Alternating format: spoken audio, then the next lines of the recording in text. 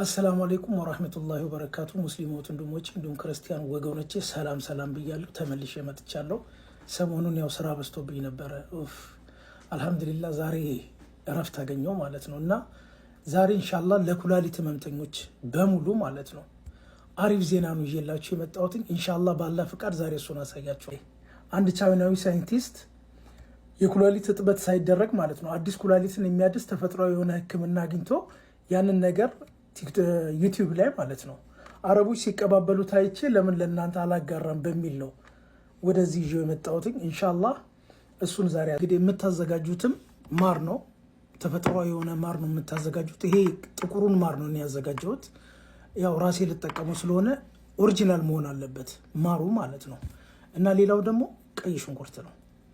እና ይሄ ነገር የሚጠቅመው ማለት ነው ለኩላሊት ብቻ አይደለም ነው በሳምባ ችግር ለሚሰቃዩ አስም ላለባቸው ሰዎች የመተንፈስ ችግር ላለባቸው ሰዎች ለዛ ሁላ ነው የሚሆነውና ኢንሻአላህ ባላህ ፍቃድ ዛሬ እሱን አሳያችኋለሁ። እሺ መጀመሪያ እንደዚህ እንልጠዋለን።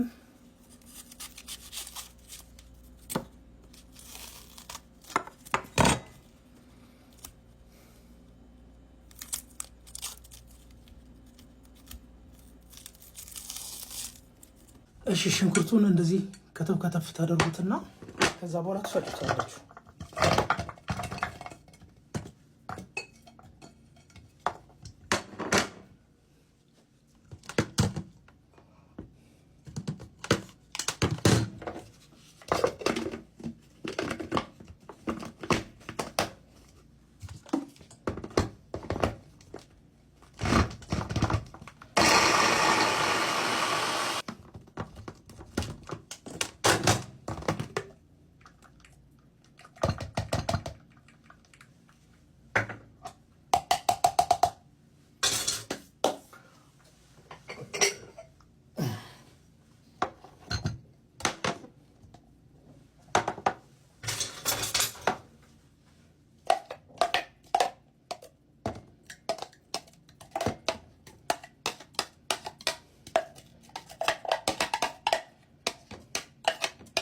እሺ አሁን እንግዲህ ሁሉንም ነገር ተዘጋጅቷል። ይሄኛውን ግን ማለት ነው አንድ ሽንኩርት ከግማሽ አድርጉት እኩል እንዲሁም ማለት ነው። ምክንያቱም ከዚህ ጋር እኩል መሆን አለበት።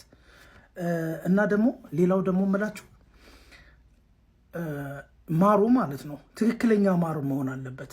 ልክ ማሩን ማለት ነው ትክክለኛ ማር መሆኑን የምታውቁት ከዚህ ጋር ስትቀላቀሉት እየደረቀ ይሄዳል ስታማስሉት ማለት ነው።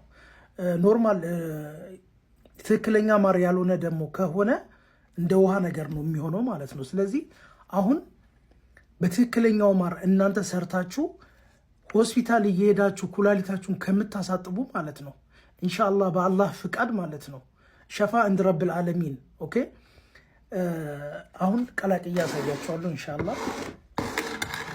ያው እኔ የምጠቀመዋለሁ ሲጀመር እኛ ሀገር ላይ ኩላሊት እኔ ያለብኝ የከሌ ያለበት የከሌ የለበትም የሚባል ነገር የለም። ምክንያቱም አንዴ በበርበሬ አንዴ በእንጀራ በምናምን እያደረጉ እየሰጡን ነው ምግብ ማለት ነው። ስለዚህ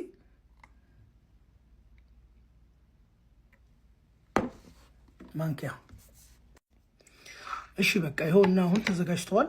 ታቀላቀሉትና ከዚያ በኋላ ሁሌ ጠዋት ማለት ነው ከሁሉም ነገር በፊት መድኃኒት ምናምን እንዳትጠቀሙ።